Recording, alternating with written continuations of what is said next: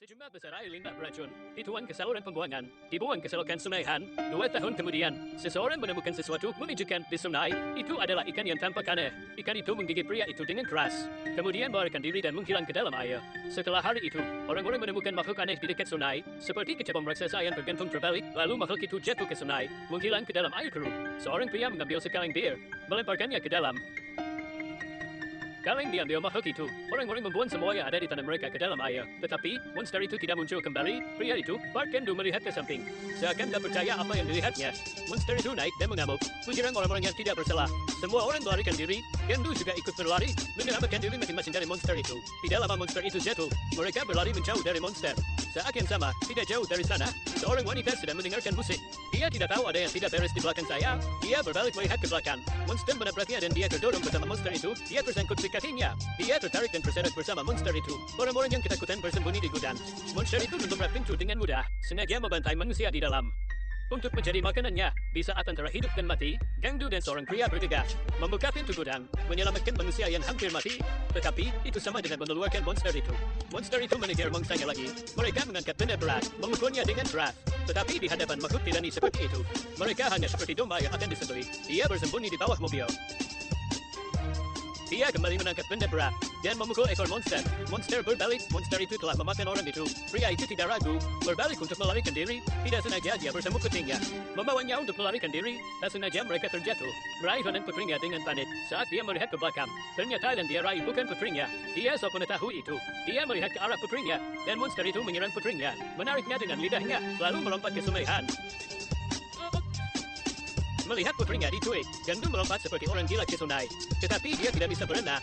Dia hanya bisa melihat monster itu menghilang di air bersama putrinya. Karena kejadian itu, tentara memblokir area Sungai Han. Pria itu terpaksa harus pergi, diungsikan di tempat perlindungan terdekat. Park Nam-jo juga ada di sana.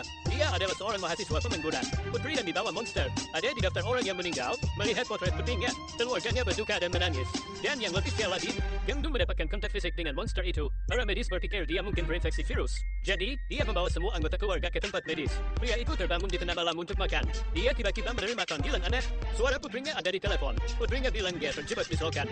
Tetapi dia belum bisa mengatakan lokasinya sekarang. Setelah itu telepon terputus.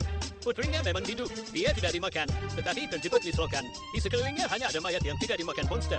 Dia meneluarkan telepon news mayat untuk menghubungi ayahnya lagi. Tetapi ponsel itu juga rusak. Gangdu buru-buru memberitahu polisi bahwa putriku masih hidup, meminta untuk bergegas menyelamatkannya. Tetapi polisi mengira dia sedang gila, mengabaikan permintaannya yang gila, menyuruhnya berdiam diri. Sekeluarga memutuskan lari dari rumah sakit, mengandalkan kekuatan mereka untuk menyelamatkan putrinya. Mereka berlari dari kejaran polisi, menghadang dan menghindar polisi. Mereka mulai mencari di saluran pembuangan. Tetapi selokan di seluruh kota sangat besar, hanya untuk menemukan seorang gadis kecil, seperti mencari jarum di tumpukan jerami. Keluarga yang kembali ke rumah.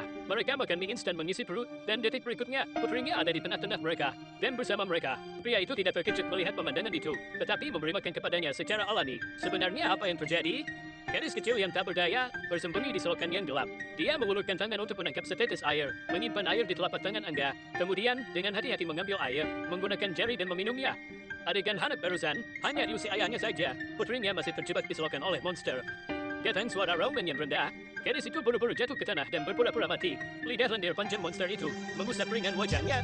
Mayat diletakkan. Gadis-gadis seperti mereka, itu hanya makanannya. Dan keluarga laki-laki pada saat yang sama mempersiapkan senjata untuk menghadapi monster. Pria itu tiba-tiba menatap keluar jendela. Monster itu mengawasi mereka. Monster itu dekat dari mereka. Kaget menambil senjatanya, membidik monster itu.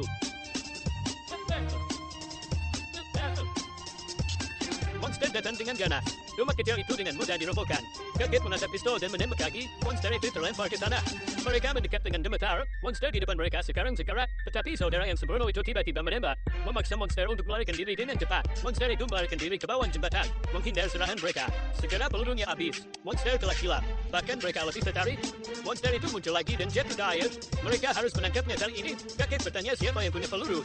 Pria itu menawarkan diri untuk memberinya pistol. Di belakangnya, monster itu menyerang lagi. Kakek menangkap pistol dan menembak lagi.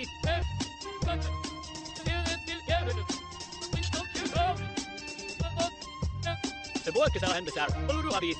Kakek menyuruh mereka pergi dan juga kehilangan nyawanya. Tidak lama polisi datang.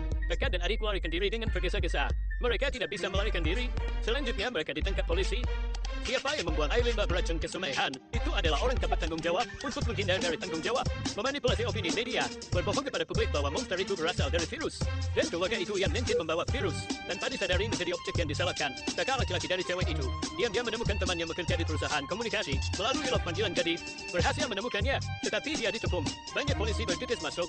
Seorang teman telah memberitahu lokasinya.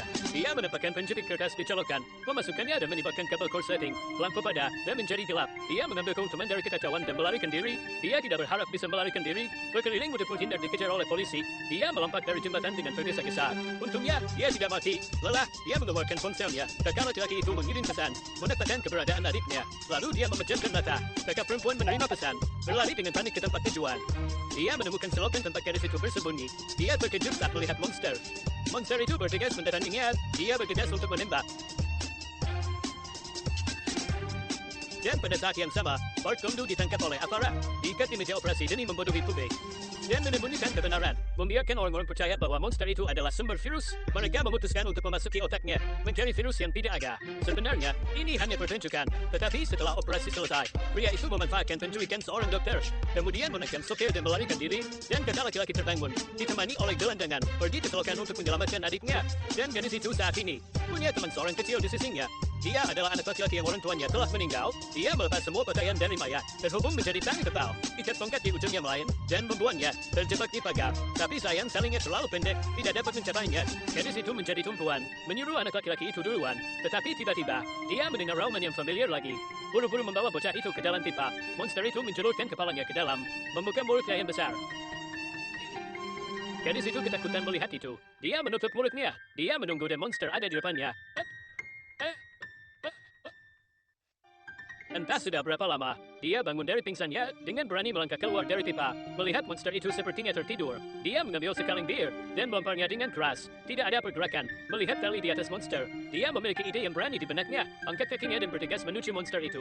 Melompat di tubuhnya, berhasil meraih tali. Dia baru saja akan memanjat. Tiba-tiba badannya jadi kaku, kemudian perlahan tadi itu mengendur. Ekor monster itu menjeraknya, tetapi monster itu hanya menurunkan gadis itu dengan hati-hati. Tidak langsung menyerangnya. Anak laki-laki melihat adegan itu. Dia ketakutan dan kencing di celana. Gadis itu mengambil kesempatan untuk berbalik dan berlari. Monster itu tiba-tiba menjadi marah.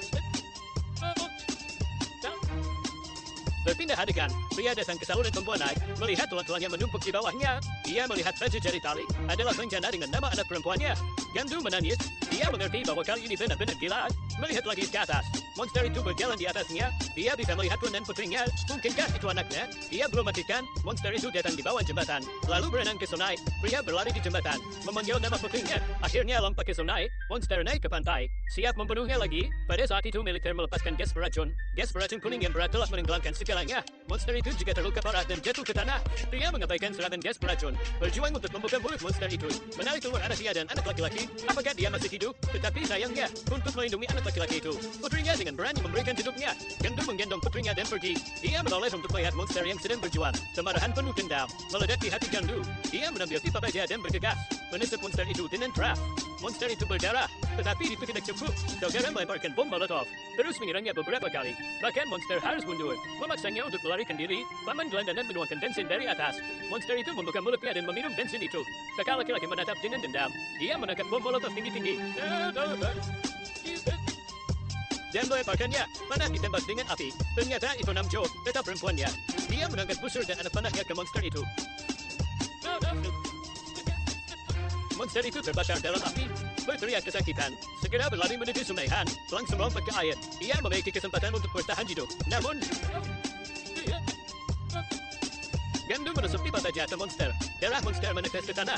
Monster benar-benar selesai kali ini. Pria melepaskan tangan kanannya. Terlihat tanda di telapak tangannya. Itu adalah kemarahan seorang ayah. Cukup untuk menghancurkan segalanya. Bahkan monster yang begitu ganas meraung kesakitan dan jatuh ke tanah. Tragedi ini akhirnya berakhir, dan anak laki-laki diselamatkan oleh gadis itu. Dia membuka matanya saat ini. Matanya terlihat gemetar, tanpa dia tenggelam dalam ketakutan. Tetapi itu tidak masalah, karena mulai sekarang, dia juga memiliki ayah baru yang pemberani. Gandu melihat foto bersama putrinya. Dia duduk di dekat jendela, terlihat bosan di kejauhan. Tiba-tiba dia menjadi takut, perlahan menambil senapannya. Sepertinya melihat sesuatu yang mengerikan. Lalu dia menghela nafas lega, dan meletakkan senapannya. Tidak ada yang keluar dari kabut salju. Adegan terakhir dari film, Gongdu dan anak laki-lakinya yang sedang makan di rumah. Berita menampilkan siaran, mengadakan konferensi pers tentang insiden monster Sungai Han. Menghindar dari tanggung jawab, pria mematikan TV dengan kakinya. Dia telah mengalami rasa sakit yang begitu dalam. Dia tidak akan percaya rekorika palsu itu sama sekali. Monster telah dibunuh olehnya. Dia menikmati sisa hidupnya dengan anak laki-lakinya sekarang. Berikan like dan komentar. Sampai jumpa.